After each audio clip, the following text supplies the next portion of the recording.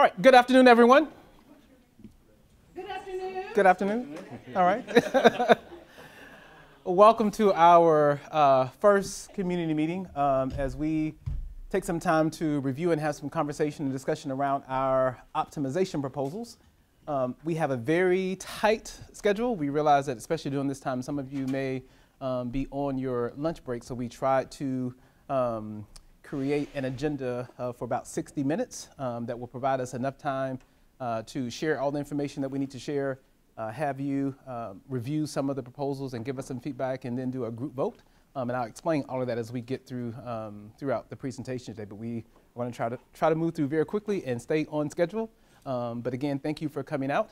These are important discussions that we need to have as a school district as we prepare to make some critical decisions that will impact our district and the city for years to come. And so I want to first start by grounding us in, this isn't our official mission for the district, but it's one that we have been using this year. And in everything that we do as a district, I try to always keep our mission front and center. And that is to make sure that we are providing extraordinary, equitable learning experiences for all of the students that we serve within our district. In order to fulfill our mission, and this is the part where it gets a little sticky, in order to fulfill our mission, we have to make a number of critical decisions that I've already referenced. And in order to make those decisions, we have to ensure that our district is learner-centered. That's something that we've been focused on as a leadership team this year, making sure that our district is both learner-centered, educationally competitive, and fiscally healthy or fiscally sound. Sometimes when we look at some of the things that we offer as a district, we can be learner-centered singularly, we can be educationally competitive singularly, we can be fiscally sound singularly, but we have to make decisions where all three of these things meld together and not look at decisions that we're making from a singular perspective. This is our agenda today. We'll spend a couple minutes, which I'm doing now, giving you a purpose and context and framing our conversation discussion for today. I'll do a brief overview of the issues that we're trying to address as a district. We'll review the optimization proposal process that we're going to use today. You'll have an opportunity to pick from a category or group of how we've organized some of the proposals that we're going to share with you today. You have 20 minutes in small groups to review the proposals, provide some feedback, and then the last thing that we will do as a group is to give you an opportunity to actually vote on the recommendations that you decided on as a group. And I'll get to all of the specific details in just a few minutes so you'll know exactly what we're asking you to do. And then we'll have a closing. And so I'm not going to spend a lot of time on these slides. These are things that we've publicly discussed in board meetings. It was a part of the proposals that I'm sure many of you saw. But we are dealing with a situation to where we are preparing to cut anywhere from 15 to 16 million from our budget in preparation for fiscal year 25, which is a 24-25 school year. And so this year, if you were paying attention to our budget for this year, if all things stay the same this year, and they're not going to stay the same, we could find ourselves having to dip into our fund balance just to get through this year. And so I am headstrong and I can't think of the right word to use, but I'm working extremely hard to make sure that when we start next year that we're not going to be in any type of deficit situation, which is why we need to make a few or several critical decisions now. These are just reasons, again, I'm not going to spend a lot of time on these reasons that are contributing to the need for us to cut so much from our operating budget, declining enrollment, additional support for some of our schools who have been struggling academically for a long time, and all of these things that you see here. This is just one example of one of the critical decisions that we are having to face as a district. We currently have 6,055 high school students separated or dispersed between 5 schools. We currently have too many high schools based upon the number of students that we have, which is putting a fiscal strain on our budget. And one of the things I want to make clear is that in order to provide equitable learning opportunities for all of our students across our district, which we are not doing now, when we spread our resources so thin, we're not able to do so, which is one of the reasons why we're having to make some critical decisions now. But these are just examples of how much it costs for us to run 2 of our small high schools now. So what we did, and I did not know exactly how this was going to work out, but I'm pleased with the product. We, as a district, decided not to come up with ideas on our own. We wanted to provide opportunities to hear from all segments of our community. And so we put out an RFP for optimization proposals, just to hear a wide variety of ideas from people to help us figure out how to address the issues that we have to address as a district. And I'll get to it, well, I don't want to get ahead of myself, but I guess I will. We actually received 89 proposals, some of which contained ideas that myself and many folks on our staff had not even thought of. So we are quite pleased with some of the proposals that we received. These are just things that were in the RFP to help folks kind of put together their proposals. Not going to spend time dealing with that. So the deadline closed on November 3rd. Again, we received 89 proposals. The 89 proposals that we received, we categorized them into, I believe, 6 areas, or really 5 or 6. Building utilization ideas, we received 20 proposals for those. 3 minutes left? Jesus, Lord. All right. You see all of these. The building utilization ideas are the only ones that we're going to focus on today. The reason being is, I'm going to quickly try to go through this timeline without reading all of the stuff on the slides. We want to make decisions. I want to put our board in a position to be able to take action and make decisions on any type of building utilization decisions before or by the end of this year, by the December board meeting. So we're taking the time in our community meetings to only focus on those 20 proposals that are dealing with building utilization. The non-facility related cost reduction ideas, I forgot how many that was, I think it's 33 of them, but we will entertain and look at those from January to March as we are making decisions about other program cuts, whether it's dealing with personnel, programs, other things throughout the district. The program enhancement ideas and marketing ideas, we are beginning our strategic planning process for the next 5 years. That would also be occurring simultaneously throughout the school year. And so as we're going through the strategic planning process, a lot of the program enhancement ideas that were submitted, we will be taking those into consideration during the strategic planning process. And then there were some things that were submitted that were specific to certain schools. We will look at those on a case-by-case basis, and we know we have to probably do some type of district-wide facility planning process. I'm seeing how many minutes I have left. So anyway, so the focus here is we're spending today dealing with just these proposals. 20 were submitted.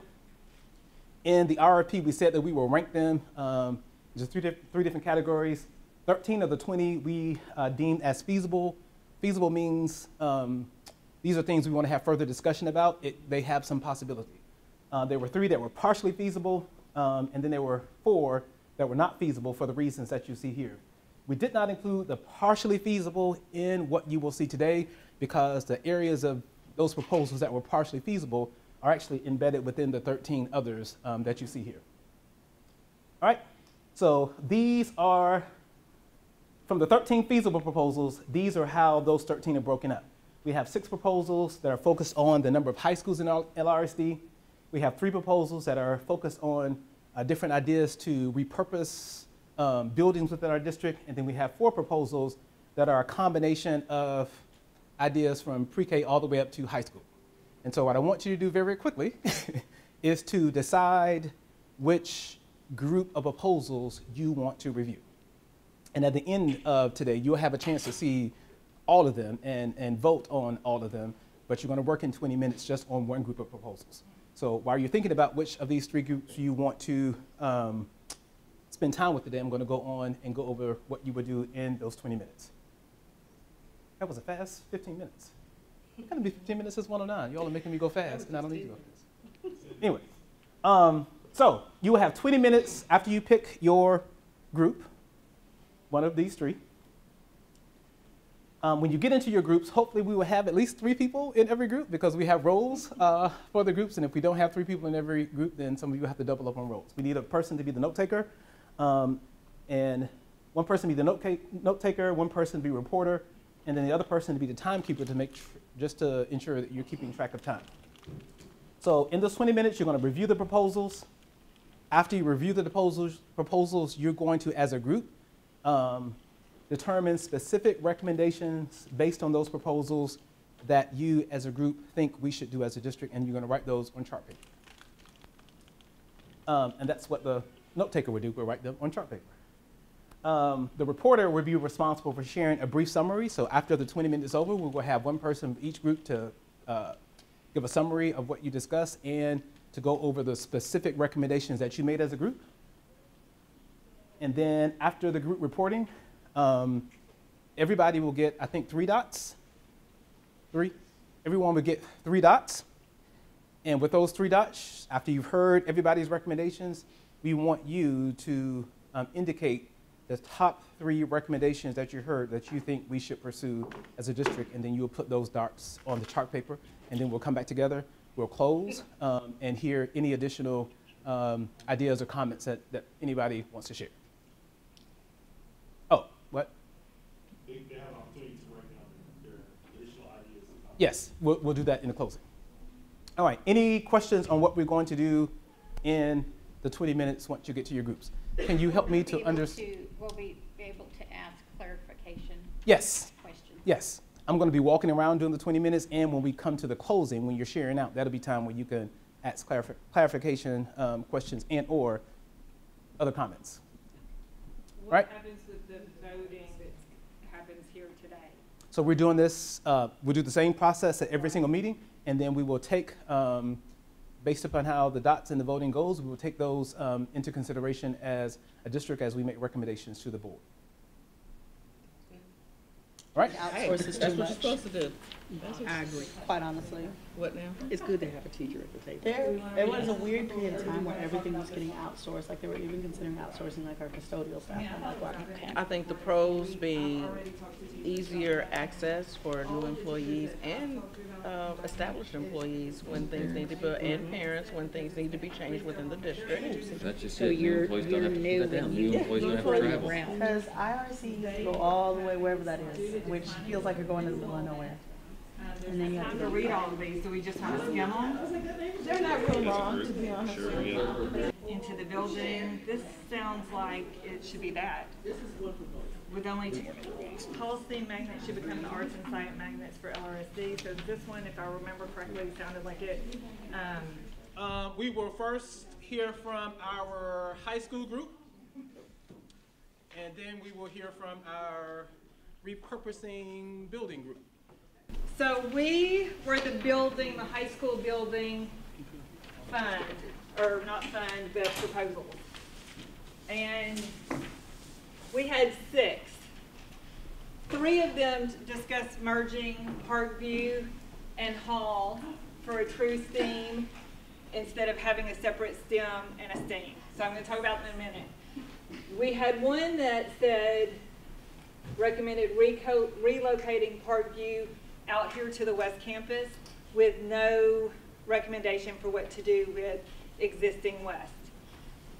The conversation that we had was that didn't appear to be feasible, didn't seem like it would work, that the city was growing and that we needed campuses in different areas for growth, and that West was built or planned to get people back from the county. What is that, Joe T, that's right out there, to get those people back in town. So this particular plan doesn't account for recruitment, and it doesn't meet the overall mission. Still leaves folks 4 total campuses, and based on this, we had a new suggestion. Really, we have a new suggestion based on all of them, but the second one was to merge West and Hall. Again, this one talked about keeping, and it was kind of Dr. Wright's original idea was to merge the students, merge the administration, but keep 2 separate identities. We didn't think that it was feasible to merge 2 schools, 1 administration, and keep 2 separate identities. That's not really a workable plan, that you're going to have 2 sets of people, 2 groups, and have separate identities. Some of the conversation was, if Hall is closed, let the families make the first choice of where those families go. There's only 265 students on the Hall campus. The other 40 are virtual. So those 260 families have first choice of where they go, be it the new West Building, Parkview, Central, Southwest. We also talked about possibly having Parkview move to the Hall campus. Kind of goes along with this. They have new facilities, new sports. They could merge Hall and Parkview, kind of like this proposal here, have new LEAs, choose name, keep names, whatever they want to do, but it would satisfy the Parkview's need for new facilities, growth, and deal with the two campuses. This one, these three that we looked at, talked about merging Parkview and Hall for a true STEAM. Parkview is arts and science. Hall is supposed to be STEM. And if you merge the two, then you've got STEAM, it's all on one campus, and it deals with all of the numbers.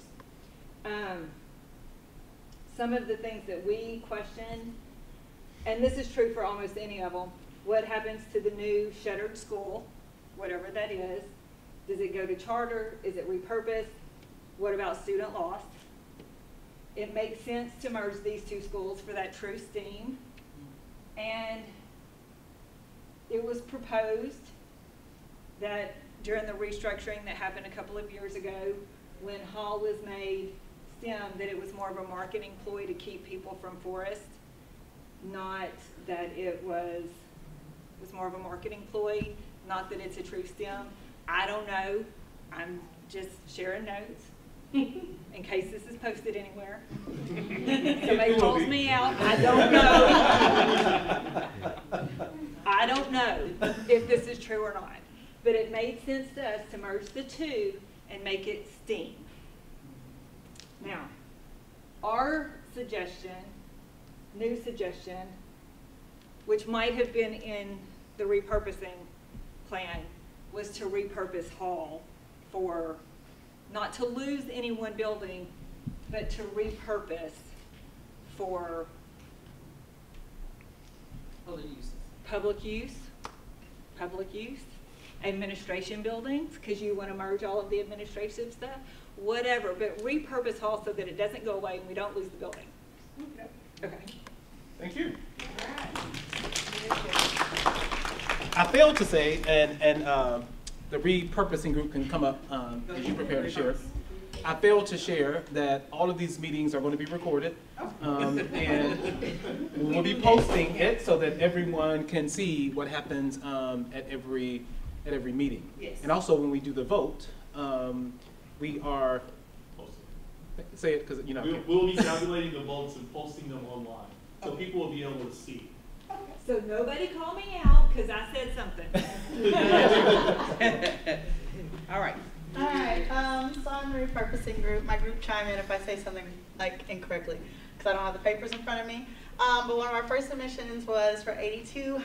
82 submission basically is saying that we consolidate all of these different spaces like IRC, a lot of like the administrative buildings, child nutrition, all that jazz, moving it to one centralized location, being Henderson. And so we thought that this was a wonderful idea. One specifically coming from a place of being a teacher in this district. When I was a new hire, I literally had to drive to all of the different stretches of the town to get just what I needed done to be able to work for the district. That's an inconvenience. It's a deterrent, and it also just makes it really difficult and doesn't set the tone right for the beginning of starting to work in this facility. But also thinking of parents that have to go to these different offices and do things, it is completely inconvenient. And so it makes it a simplified process for new hires. It's easier for communications across the board. So if Dr. Wright needs to talk to somebody in IRC, you don't need to go all the way to IRC, because truth be told, a phone conversation doesn't always get the job done. But if we're all in one location, we're able to communicate swiftly, we're able to get things done quickly, and we're able to have those face-to-face conversations easier. And it's a one-stop shop for like district business. Henderson is definitely a usable facility. It is one that is in a really great part of the city and easily accessible as well for where it is located. It is right off the interstate, right off of Markham. Yeah, Markham. Markham 630, John Barrow, and it's also really great for that community as well. And so that was our first submission, 82. For 74, it was talking about repurposing Hall and what could be done with that space, and it was talking specifically about moving office spaces into there. And one of the things that we discussed in our group is that we cannot give up on Hall being an educational institution. For the past few years, since this district has been going through growing pains, getting out of state takeover and all that stuff, one of the big conversations has been, don't close Hall, don't do this to Hall, blah, blah, blah. And the amount of investment that a lot of the alumni have, that the community have in the institution, I think it would do us a disservice, and would also affect the trust that that community and that alumni have in the district if we were not to continue to explore having that be an educational institution. And it can also include district offices as well. We were just discussing that we shouldn't solely make this a office space. It should also be inclusive of educational institution. And so one of the things that we did talk about, which kind of bleeds into 26 a little bit, is thinking about some of these schools that are growing and don't have enough space, or schools that have a lot of space but are not growing, and figuring out where things can move. And so one of those discussions we had about Hall was this idea of our middle school population continuing to grow, and talking about specifically Pulaski Heights Middle School moving into that space. Because our middle school facilities, we have full athletics at all of our middle schools. They need practice space, they need a gym. There's also more space to accommodate more of our electives. That is what really is going to drive our district to continue to grow. Thinking about things like dance classes and theater. Hall currently has all of those facilities that can accommodate those things that are being completely underutilized at the current place. But PH has students that would be greatly interested in being a part of that. And so we proposed moving PH Middle into Hall, which takes me into submission 26. Submission 26 was inclusive of several different things. One of which that making PH a true K-8 is always operated as two separate buildings, as PH Elementary has their own admin staff, PH Middle has their own admin staff, but they are right next to each other. And there was talk about making them a full K-8 and having one admin staff for the whole thing. Another part of it was closing Western Hills, and I feel like there was one more thing on there, but I don't remember. Anyway, it's talking about the utilization of space and making sure we are maximizing the use in that space and making sure we're using it adequately. We talked about the fact that we don't think that that's the best model for PH to switch to a K-8, because one of the big things about our district is growth. We need to recruit people. Currently, PH houses what they can house. And we think that a better model would be to move PH Middle to a larger facility and allow the elementary school to just expand within that space. And to be able to accommodate just growing that part of our city and our district, as well as being able to accommodate more activities, extracurriculars, and different things of that nature to continue to attract more kids back into those schools. Also, as our programming is growing, so should our facilities. And condensing and consolidating does not address that. It doesn't mean that we shouldn't be looking into how our underutilized facilities are being addressed. And we did agree as a group that there are some schools that are operating at less than capacity with a huge amount of space. And so there is something to be said about consolidating those types of spaces. However, as it relates to PH and Hall, we think that those areas are areas for growth, and they need to move into larger capacities as opposed to being condensed.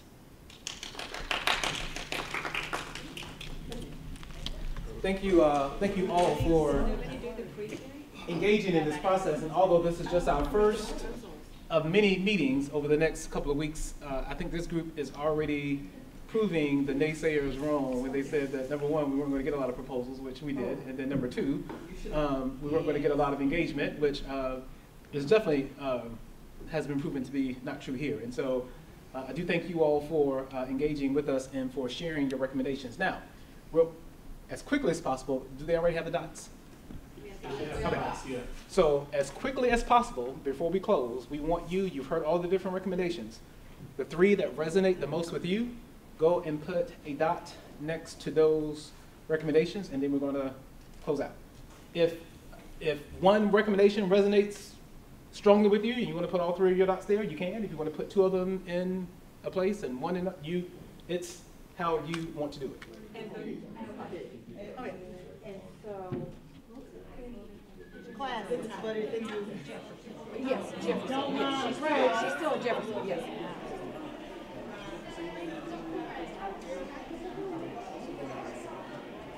Again, really appreciate you guys coming out and engaging with us this afternoon, and stay tuned.